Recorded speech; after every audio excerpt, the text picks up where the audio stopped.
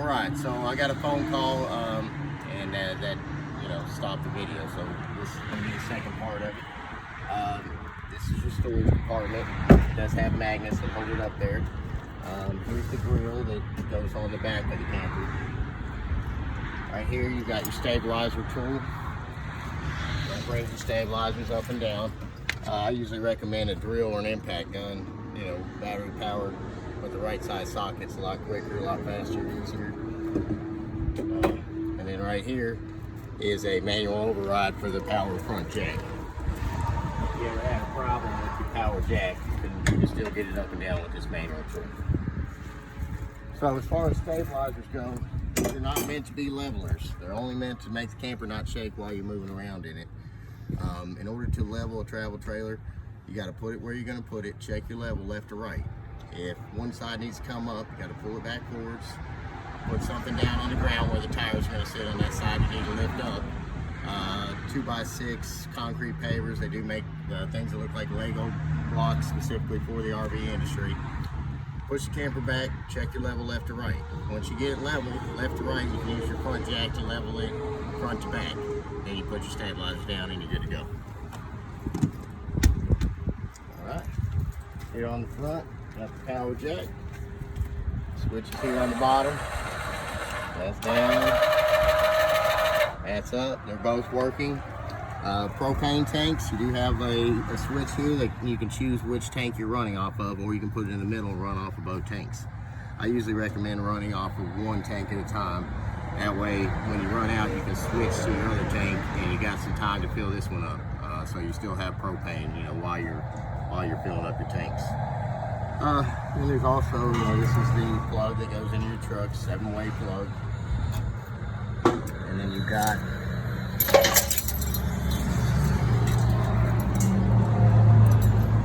right here is an emergency brake release. So this you want to wrap to the frame of the truck. And basically what this does, if everything else fails, your hitch comes loose, and the camper basically has come apart from the truck, this is going to lock up the brakes on the camper. So hopefully it's going to help stop this camper from going anywhere. You have a switch here on the front. That's working. Helps you run it in the dark.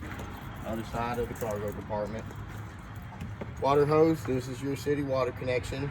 And in this, what we recommend is a white garden hose. They're supposed to be antibacterial for camping purposes. And then right here is your freshwater tank. This is what you would use if you're going to be off-grid somewhere or on a site that doesn't have a water connection. You'll fill that tank up and then use the pump inside to push the water through the faucet.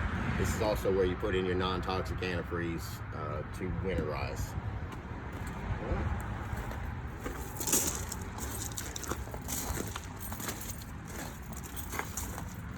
Okay, over here, there's your electrical cord. It just pushes inside of there to put it away.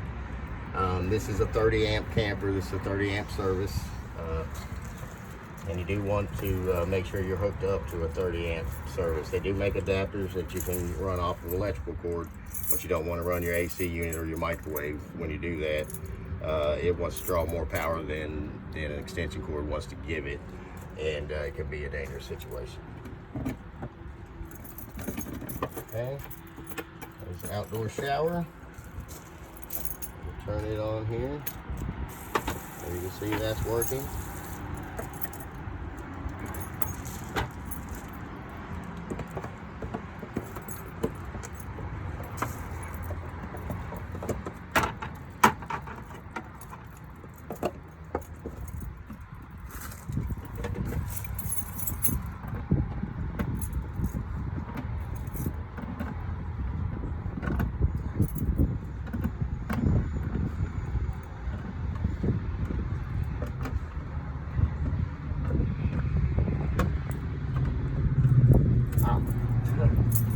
Has the right key in your hand. There we go. Alright, this does have aluminum rims on it that won't rust. On the back, there's your cable satellite connection. Got a spare tire back here. This is where that grill that's in the cargo compartment mounts to, and then this swings out this way. is the outdoor fridge. These can take a while to cool down once you get plugged in. Here's your sink. There you go. It's a dump sink, so you just dump it out. That's working. Over here is your grill. We connected this to a quick connect propane connection underneath. And then once you get it connected, there's a valve back there. You turn that valve, that will turn on the propane for the grill.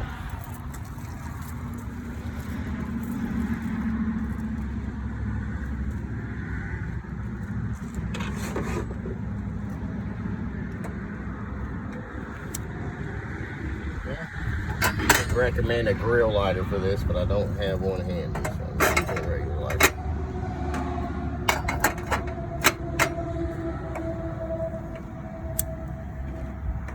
Okay, both of those are working. Good there. That's the second entry for the bathroom. So this is black tank flush. It's a very nice feature to have. Solids can build up in your black tank, and so this gives you the ability to clean that tank out. Just be very careful. Do not hook your city water connection up to this thinking that this is the water inlet. It is not. It's only for flushing the black tank. If you hook up to this, you got to make sure that you have your black tank valve full, which we'll go back over there and show you the valves. But that water has to go somewhere. And I've seen people drop black tanks out of the bottom of their campers, tearing out electrical and all kinds of things because they hooked up to the wrong one. So when you use this, make sure your black tank valve is open so that water has somewhere to go. This is a refrigerator maintenance access. With any luck, you'll never have to open this. This is something mainly for service technicians. Now you got electrical plugs here. This is the furnace exhaust. When you're running the furnace, this will be hot right here, so don't put something in front of it. And then we've already talked about your water tank. You got your outdoor speakers there as well. And this does have an LED strip, which will turn off. This goes on here. Let's go find those tank valves. Oh, this one has a slide out counter here, I didn't realize.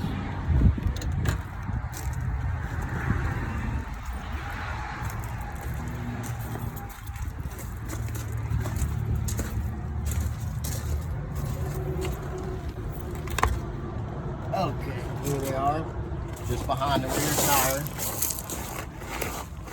So you got two valves here. That's great. And so the left one here is going to be your gray tank, and then your right one is going to be your black tank. So what you want to do, you're going to have your sewer hose connected here. Remove that cap, connect your sewer hose, go into the drain, and you want to do your black tank first.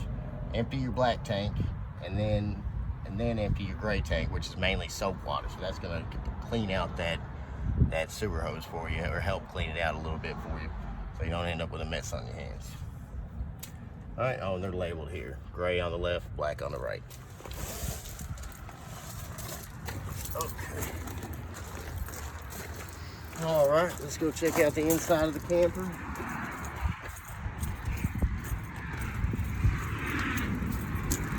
You can see from here, we've got the antenna up right now. You do want to remember to put that antenna down before you travel. You will tear it off, rip it up. It's up while you're driving.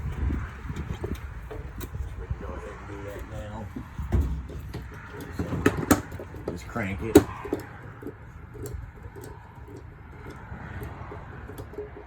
Okay, so now the antenna's down. Alright, so you can see the TV's working. We've got it on. Let's turn on the radio.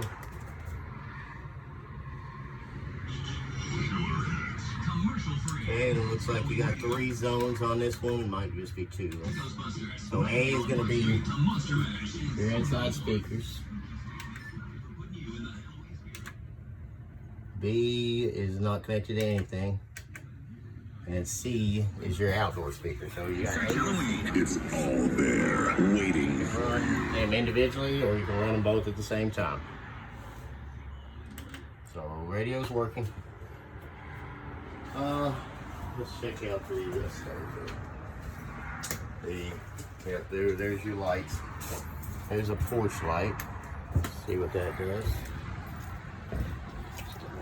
So that is going to be your awning lights. And it's this porch. All right.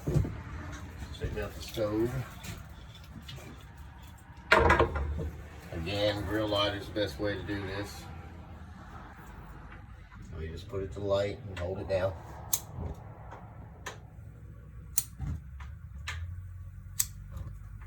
Okay, those are all working.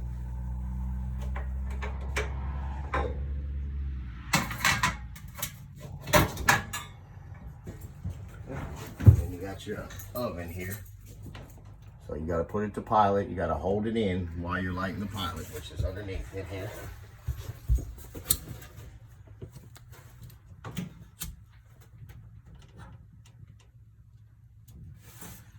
Okay, I usually hold it down for a little bit. Let that pilot heat up a little bit and get lit. And there you go, pilot's on, and then you just turn it to whatever temperature you want. And there you go.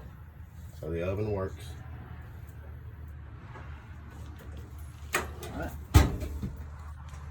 Microwave,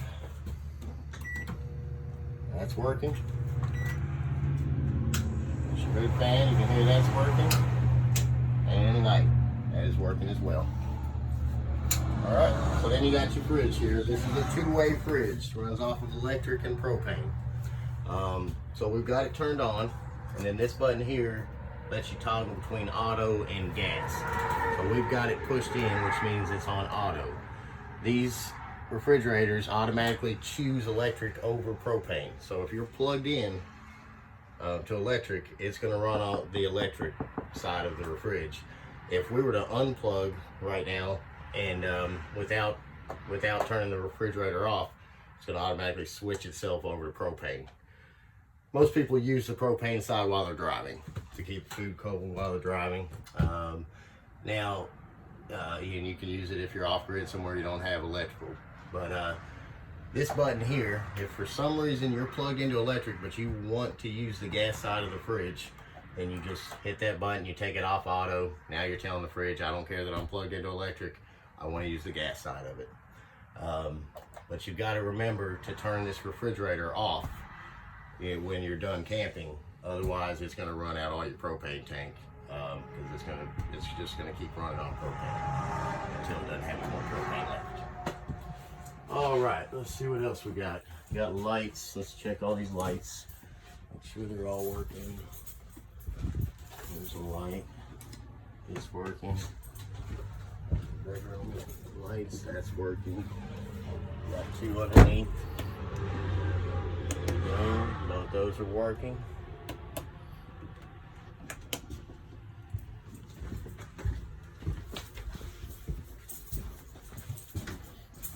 Bathroom, that light's working. And bunkhouse. These lights are all working as well. There's one up there, there's one there. Oh, I can't reach it. Let me reach that, Brad. Okay. All right, so those are all working. Here in the bunkhouse, you do have a vent here, which is crank up and down. Again, you want to make sure that these are down before you start traveling. You will tear them off. So these vents on the ceiling, that's for the AC unit. And then the vents here on the floor are your propane furnace vents. That basically covers the bunk room. You do have this here comes up and locks out of the way so that you can essentially use this as a couch during the daytime. And then this here, so that will lay down flat, and this is the back of the couch. And then these flip out into a full-size bed as well.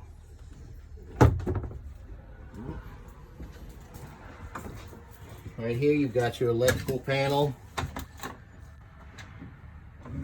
So these are your breakers. This is for AC, alternating current. Anything that uses regular electricity has a breaker.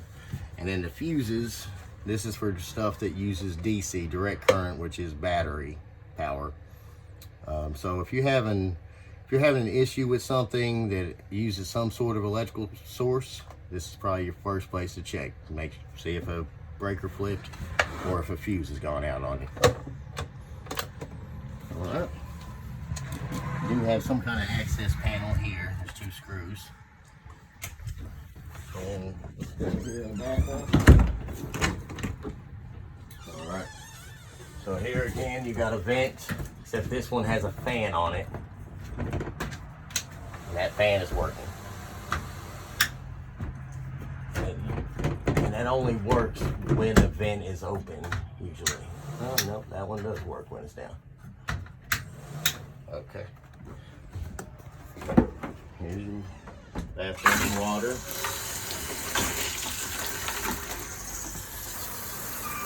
And all of that is working.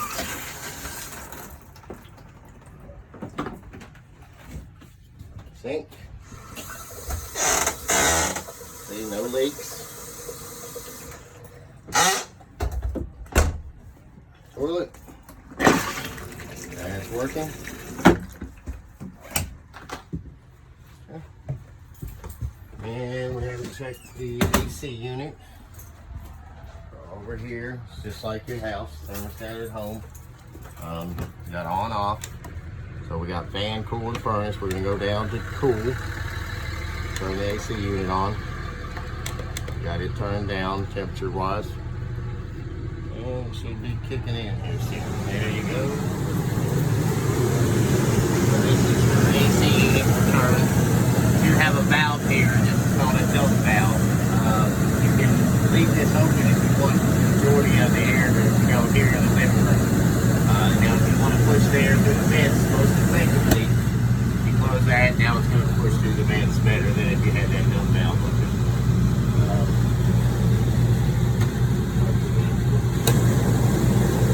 That is working. Okay. Now we're going to switch the mode. And we're going to go to the furnace. Easiest way to make sure that furnace is working is to come out and check your furnace inside.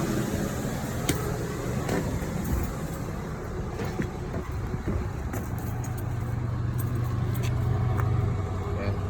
The blower motor's on. There you heard the clicking. It was lighting. Now it's lit and we're getting hot air.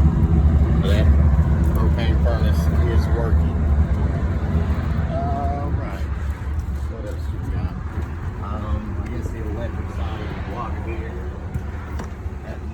About it. There's another vent up and down. That's working. We can check here for hot water. Okay, we do have hot water. Electric side of the water heater is working. And under here, you can see we don't have any leaks or anything. From where we had that water running. Over here somewhere is, we got some doors there. Okay, here it is. So there's an access panel right here, 2 screws, and that's what's going to give you access to the back of the water heater to do your bypass valves. I believe that about covers everything. I don't think we hit that light. That's working. I think that covers everything. We appreciate your business and happy camping.